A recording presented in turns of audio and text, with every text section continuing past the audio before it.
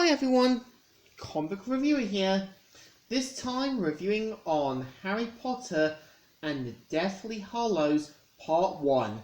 Now, as you know, Harry Potter and the Deathly Hallows Part 1 is based on the 2007 novel of the same name, which was split into two parts, with Deathly Hallows Part 1 being released in 2010 and the final part being released in 2011.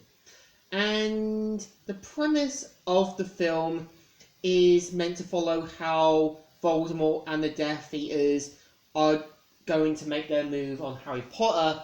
We see how Ron, Hermione, as Harry, have to try and keep everyone safe. And we see how Hermione and Ron have to keep their parents and loved ones safe. And we see how, over the process of the film, people are either going to be lost, killed, gone, or do questionable things. For instance, when we do see how Mad-Eye Moody tries to keep everyone safe by using a Polyjuice potion to disguise everyone as Harry, is quickly killed, along with Hedwig. Now, I feel there would have been a moment with Mad-Eye Moody to be buried alive and tell Harry to keep himself safe before dying. And I kind of feel you could have had Harry Potter setting free Hedwig to keep her safe. And of course, we do see how Ron, Hermione, as well as Harry, given special items that will be later paid into a key part in trying to destroy whatever Horcruxes are left.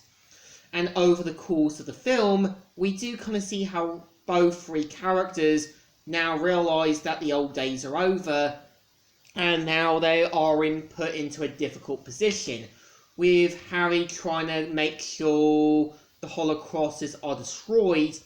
We kind of see how Ron kind of plays a key part in being tampered by it, the same with Harry, and how Hermione is kind of left in to try and fill the role of the Den Mother.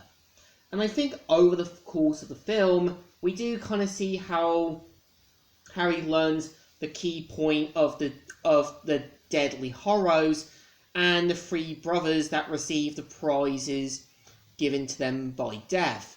And I think the point of the three items are meant to be a representative of what Harry would have become had he kind of became something worse, as the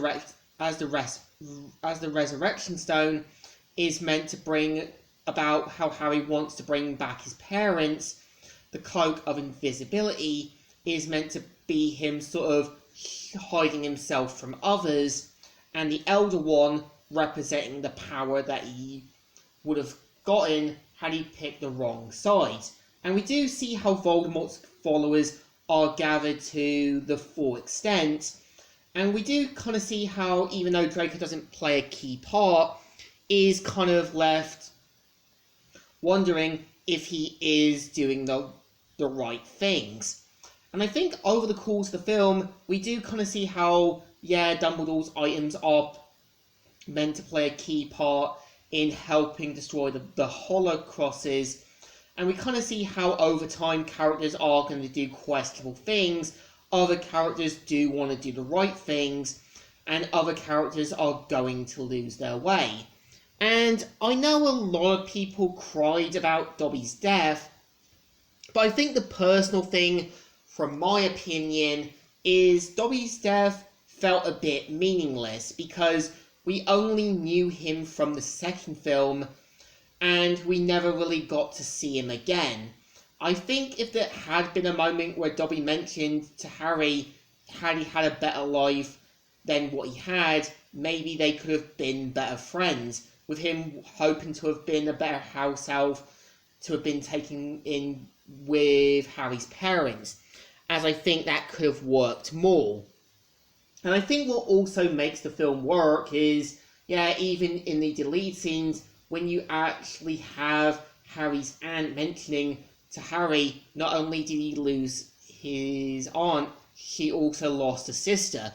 If they kept it in, it would have added in more emotions and more of a sympathetic moment with Petunia being fairly redeemed. As I think the point of a redemption story is having some hints of a bit of remorse.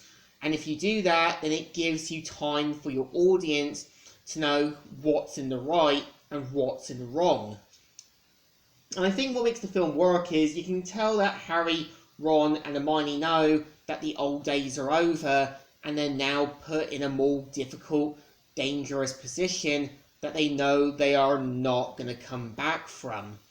And I think, yeah, Deathly Hallows Part 1 definitely works as a final, where characters are going to die, characters are going to do questionable things, and you know no one's going to really come back from this. But I still think Deadly Hallows Part 1 still deserves a thumbs up. Still good, and still alright. So, Comic Reviewer here, signing out.